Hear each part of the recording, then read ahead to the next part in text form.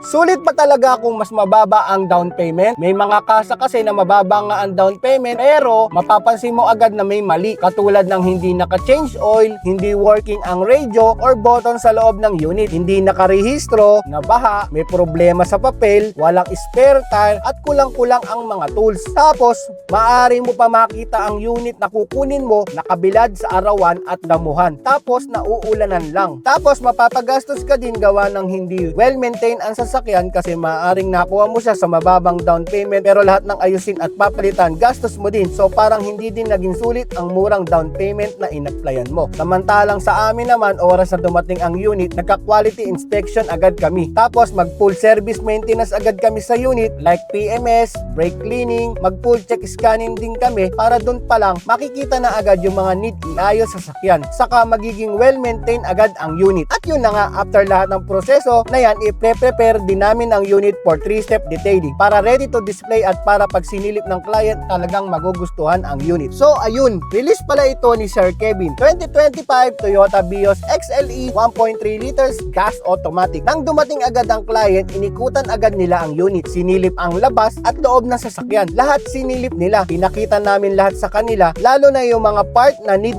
i-demo at ituro sa kanila paano at kailan dapat ayusin. After nun, tumuloy na sa pirma ng dokumento sila client at well satisfied sila sa unit gawa ng brand new look ang sasakyan at saka modelo pa ito. So ayun, pagkatapos ng pirmahan, wala pang isang oras, na-release na ang sasakyan. Good day mga ka-jackpot! Ako nga pala si Kevin, sales manager ng Cars Aras Auto Trading. Kung naghahanap ka ng sariwa at affordable na unit, kumontak lang sa number ko or sa aking Facebook account.